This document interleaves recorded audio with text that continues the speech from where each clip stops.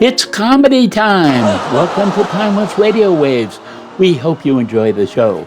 If you do, please like, subscribe, and click the bell to get notifications about our latest presentations. Also, please share this channel on your social media networks.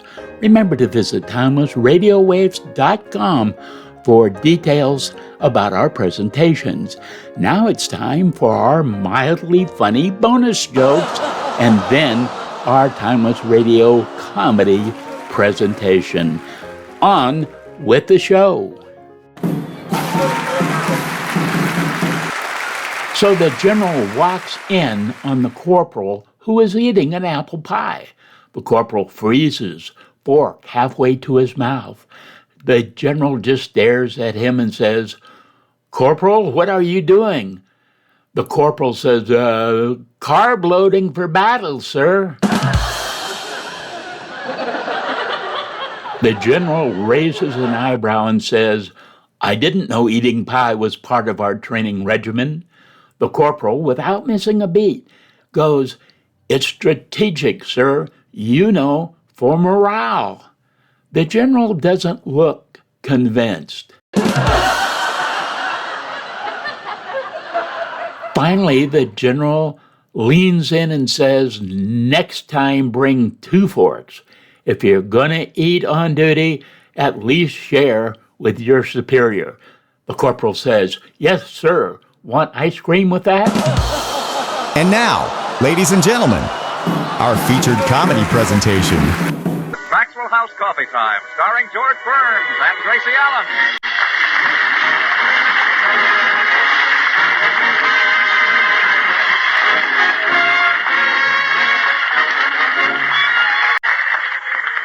With our special guest, Jack Benny.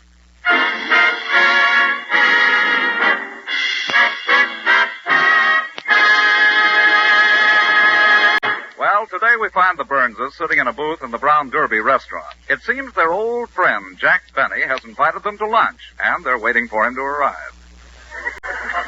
Gracie, I wish you hadn't arranged for us to have lunch with Jack. It's always so embarrassing.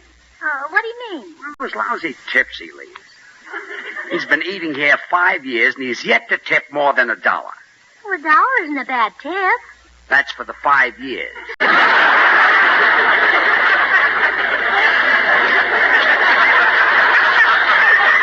Besides, if we're his guests, he'll make us order crackers and milk. The cheapest thing on the menu. Well, Judge, I wish you wouldn't talk that way about Jack. He's always been awfully nice to me. Did you see the birthday present he sent me? Why, no. Well, it's a coupon which entitles me to a year's subscription to Harper's Bazaar. From Jack? Mm-hmm. All I have to do is fill it out and send it in with $7.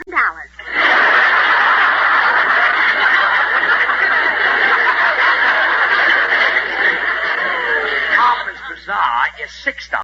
Well, Jack gets a $1 commission. Jack Benny hasn't put his hand in his pocket. January will be 80 years. What can be keeping him? Doesn't he know what time it is? No, he's too tight to buy a watch. He tells time by the sun. Oh, George tells time by the sun. I'm not kidding. Shh, here he comes. Oh, hello, George. Hello, Gracie. Oh, hello, Hi, Jack.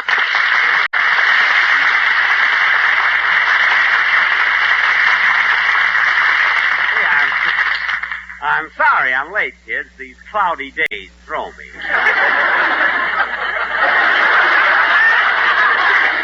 What did I tell you? Oh, waiter, we're ready to order. Yes, sir. Would Madame like to start with a cocktail? Oh, no, thanks. I never drink. I meant a shrimp cocktail. No matter how small it is, I never drink.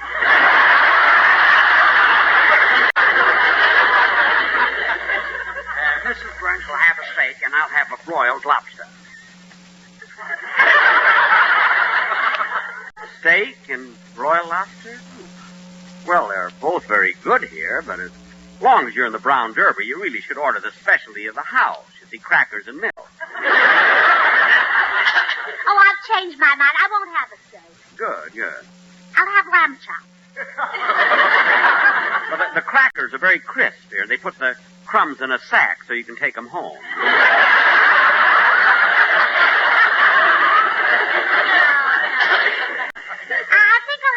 chops. Madame will enjoy the lamb chops. We serve them with little paper panties on. Well, don't your legs get cold? Grace, that's our order, waiter. How about you, Jack? I'll have crackers and milk.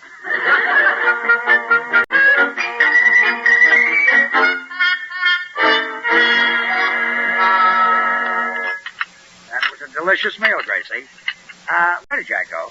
Well, the waiter refused to give him any more crackers, so he went to complain to the manager. My gosh. He talked them out of extra milk. Yeah, wasn't that clever? He kept handing his glass of milk to the waiter and saying, put a head on this. And mark my words. We'll get stuck with the check as usual. Well, George, that's your own fault. When the check comes, Jack always says, here, I'll take it. But then you always speak up and say, no, Jack, I'll get it. So he lets you get it. That's right.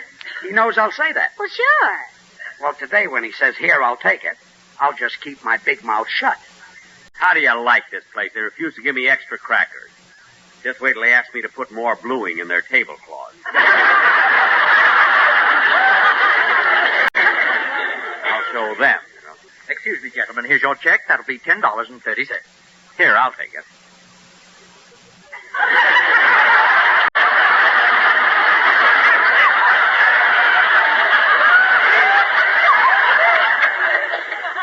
Well, somebody say something. That will be $10.30. You shut up!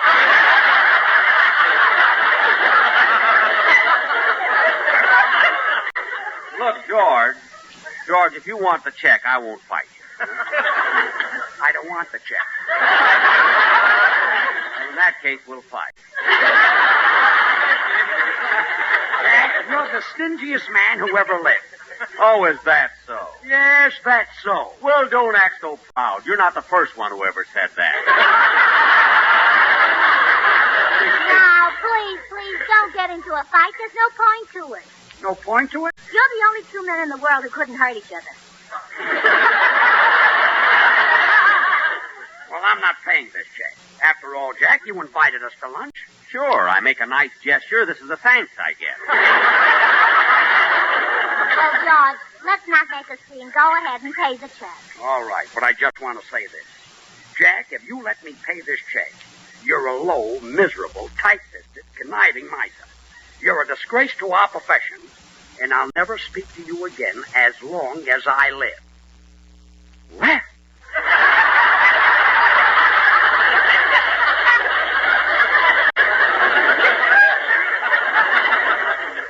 Now, Mr. Burns, if you've finished, I have a few words to say. What are they? Here's the check. All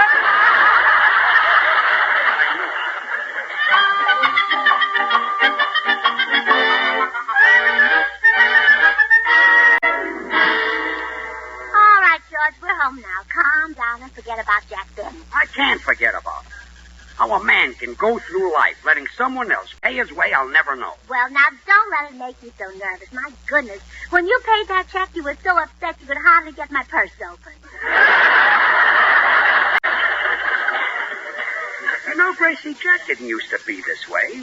When we were in vaudeville with him, he was an altogether different fellow. Say, now that you mention it, he was.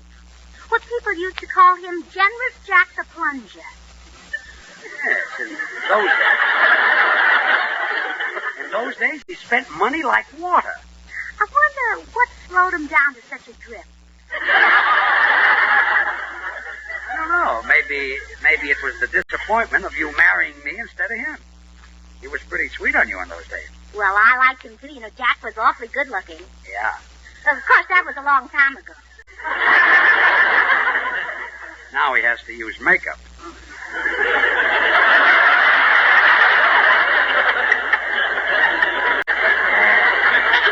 Tell me something, Gracie.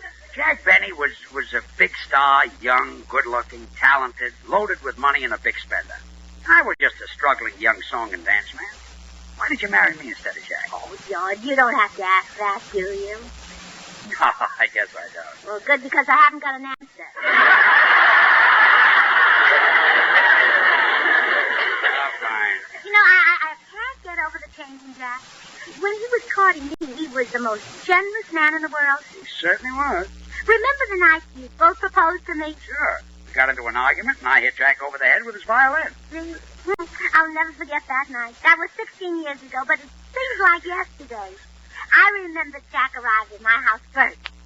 He brought along his violin to serenade me, and when I went to the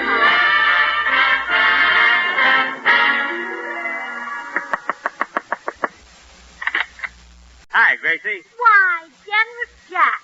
That's me, baby. Here's a couple of dozen orchids for you. Oh, Jack, they're so expensive. What do I care? I always say money is made to be spent. I mean, you can't take it with you. Hey, Gracie, let's go out tonight and have a big champagne party. I've had a dozen cases of the most expensive champagne flown in from France. Oh, I'm sorry, Jack. I don't drink. But, Gracie, Mum's extra dry. Well, then let her drink it. Besides, we don't want to be gone when George Burns gets here.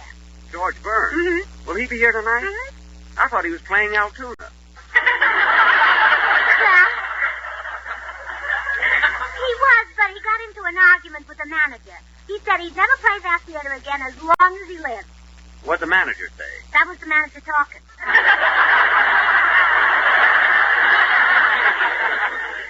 Oh, well, Gracie, I hoped we'd be alone tonight. There's a question I planned to. I'll tell you what. Let's go for a ride in my new car. You bought another new car?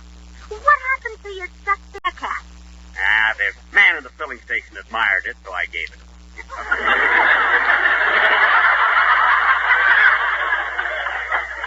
Jack, what kind of a car did you buy this time? A Maxwell.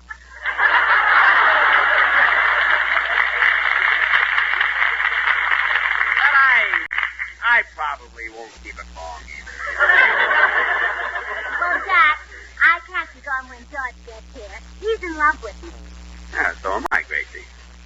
Will you marry me? Oh, Jack, get up off your knees. You'll ruin your new suit. So what? I'll throw it away. It's old anyway. I've had it since yesterday. Now, Gracie, look, Oh, that must be George. Come in. Hello, Gracie. Jack Benny, what are you doing down on your knees? I'm proposing to Gracie. But, Gracie, I want you to marry me. You? How could you support her? Who's planning to? Look, Gracie, don't marry this broken-down vaudeville hoofer. Well, I think George is a very good dancer. You ought to see him do that adagio dance with his girl partner. It isn't easy to throw a person 10 feet in the air and then catch them. You said it. But that girl hasn't dropped George once. Gracie, what future has George got dancing in vaudeville? Vaudeville is dead. It's been killed. Is that true, George? Well, you don't expect him to confess, do you? Now, me, look at I'm a violinist. I can go in that new business called radio. Yeah? Well, listen to this. I love you, I do. You're the only girl that I adore.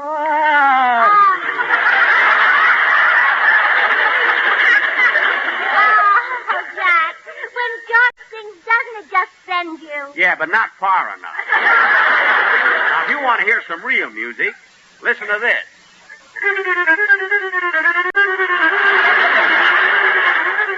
You know, this is called The Flight of the Bumblebee. I've been told I play it very realistically. Oh, you do, Jack. When you play, it actually sings. You did say sting.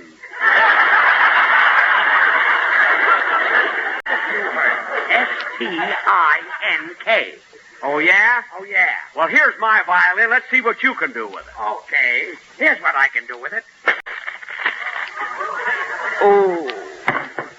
Oh, George, you knocked him unconscious with his violin. Oh, you shouldn't have done that. You might have broken a string. I'll teach him to try to steal my girl. Oh. Oh, look, he's coming too. What happened? Where am I? You're at my house, Jack. Who are you? I'm your girl, Gracie Allen. You brought me these orchids, remember? I bought all those orchids? Yes. I must be nuts. They cost a fortune. But you're generous Jack the plunger. Plunger, schmunger. Money doesn't grow on trees. But, Jack, you always say you can't take it with you. Sister, if I can't take it with me, I'll find a way to send it. You'll get a bill for these orchids tomorrow. Good night.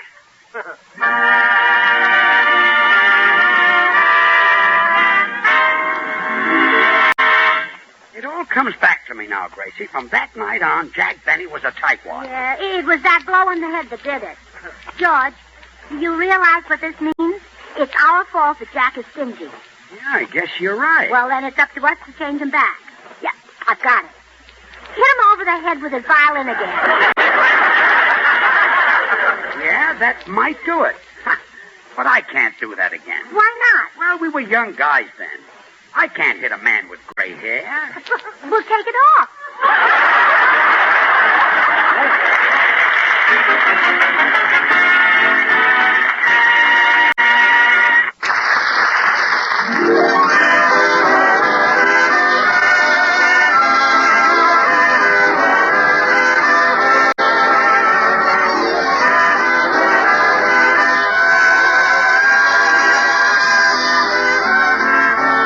Talk with Dr. Miller, the psychiatrist. He says the blow on the head might turn Jack Benny into generous Jack the Plunger. Oh, wonderful. But he says we'll have to create the same situation we were in 16 years ago. Oh, but George, he was proposing to me when you hit him. He can't do that now. I'm married to you. Well, you'll have to pretend that we've split up and that you're single again. You get Jack to give you a date. Oh, well, maybe he won't do it.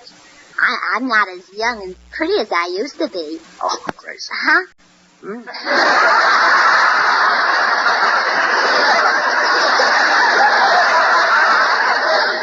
Gracie, you haven't changed since the day I married you.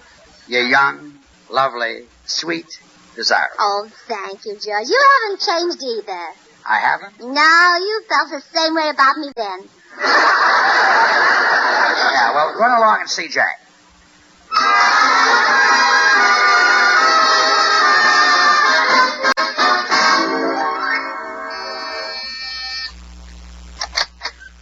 Yes?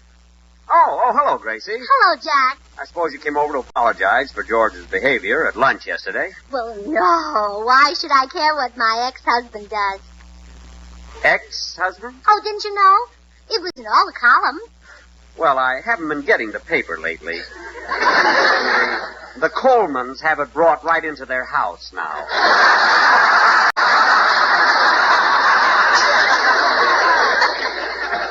So you and George have called it off, huh? Mm-hmm. I'm single again. I'd even have a date if a very attractive man asked me. I'd love to ask you, of course. I'm not as attractive as I used to be. Huh? Ah, yes, you are, Jack. Oh, go on. I'm much older than I was then. Oh, no, you're not. You're still 39. How come you've never married, Jack? Oh, I guess I've been waiting for you, Gracie. Is there still a chance for me? Well, maybe. You used to say that the girl you married would have everything. Mink coat, Cadillac, diamonds, and all the money she could spend. Do you still feel that way? Certainly. That's why I want to marry you. You've got all those things. Gee, Gracie, we were meant for each other. Now, how about it? Oh, I don't know, Jack. You have to court me first. Again? Uh-huh. Call on me tonight and bring the orchid. But I did all that. That was 16 years ago. Well, didn't you save them? You know, they keep forever in the icebox. Well, as a matter of fact, I do have a lot of the things you gave me. I keep them pressed between the pages of the book. You brought me such nice flowers. I used to bring you candy, too. Yeah, I wish I could get that book open. Well, I'll see you tonight, Gracie. Yeah, well, it's a date, Jack. And be sure to bring your violin. Okay. Shall we have an evening with Beethoven? No, come by yourself.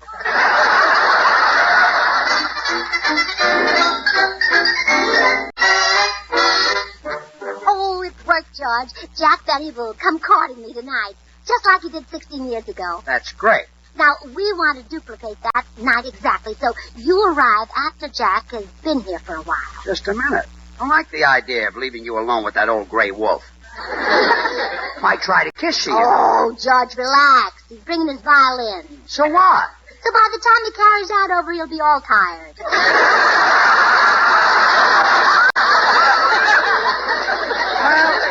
Okay. I'll go down to the drugstore. See you later. Oh, kiss me goodbye. Okay.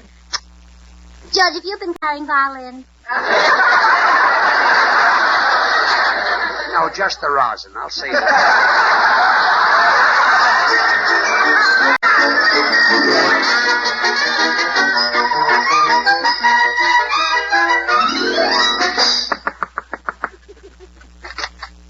Well, here I am, Gracie. Oh, Jack, how nice to see you. Gee, this is just like old times.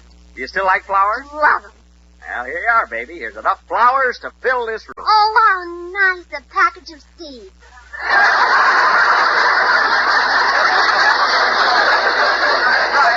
I mean, after all, it's spring. You know, half the fun of flowers is watching them grow and seeing them raise their tiny green heads.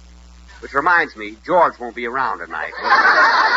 Oh, yes, Jack, he might drop by later. Well, I better get down on my knees and propose to you right now before he gets here.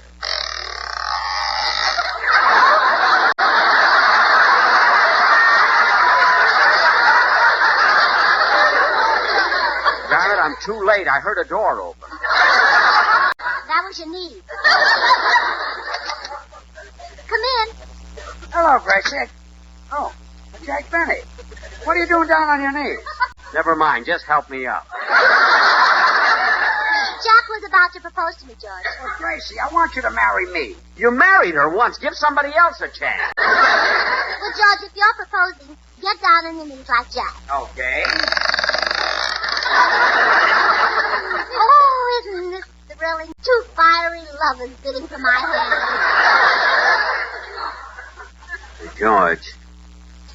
George, does this cold floor bother your rheumatism? It's murder. And I found some stuff that's awfully good. Really? What is it? I've tried everything. It's a new liniment. Works wonders. That's for me. My knees have been killing me. Isn't the rainy season just torture?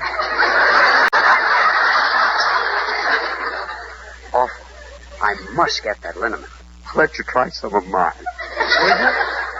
Oh, some fiery lovers. We'll have to honeymoon at the Mayo Clinic. Boy, you're proposing to me, remember? Oh, come in. Hi, Gracie. Where's the... George and Jack Benny down on their knees? What goes on here? Well, can't you guess, Phil? Somebody dropped a penny, huh? Guess again, comedian. Bill, we happen to be proposing marriage. Well, I hope you'll be very happy together. Would you like to drop back in about 2 weeks? Oh, not me. I want to stick around and see who asked who what and what the answer is. Bill, look, Dimples, we're proposing marriage to Gracie. You see, George and Gracie aren't married anymore. Gracie, is this true? Well, yes, Phil. I'm single now, but George wants me to marry him again, and so does Jack Benny. I can't decide between them. Can't decide between them. Gracie, this is your chance to marry one of the biggest stars in the country, a man with a great future in television. Yes, I was good, you know.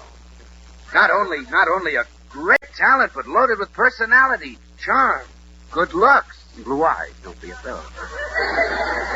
Gracie, you lucky girl. This is your chance to marry me. You?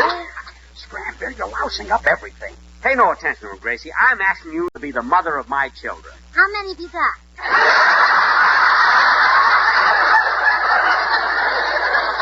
None yet, but in a couple of years or so, I'm sure we'll hear the patter of little feet. Well, marry me, Gracie, and we'll hear the patter of little feet tomorrow. Tomorrow? Sure, you'll be running back and forth to the kitchen bringing me Maxwell House coffee. Think how happy we'll be, Gracie, with rich, delicious, mellow Maxwell House coffee from morning till night. Well, if you're going to get commercial about this, you can marry me and feel her level best.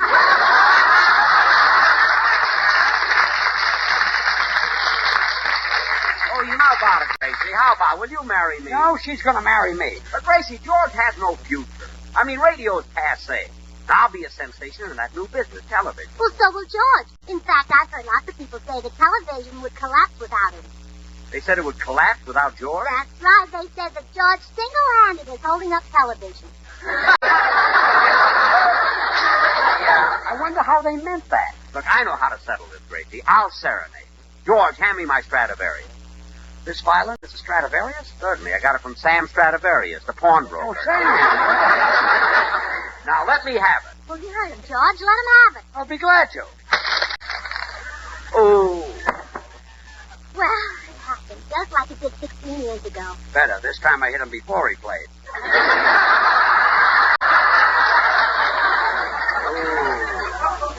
What happened? Where am I? Well, you're at my house. Who are you? Well, I'm your girl, Gracie Allen. You brought me these seeds, remember? I brought you a package of seeds? What a cheap thing to do. I'll call the florist and have him bring you $100 worth of orchids. Gosh. And a potted plant for your father here. George, burn. Oh. Well, let's all go to Ciro's and have a champagne dinner on me. Mum's extra dry. Hasn't that poor old lady had a drink yet? Gee, what's happened to me? I'm spending money like crazy and I can't stop. That's right. You're generous Jack again. Again? You mean I've been this way before? Well, sure, you used to be generous Jack the plunger. Then George hit you over the head with your violin and you stopped spending money. Getting hit over the head with my violin made me stop spending money? That's right. Jack, put down that violin. Jack, Jack, stop hitting yourself over the head. Jack!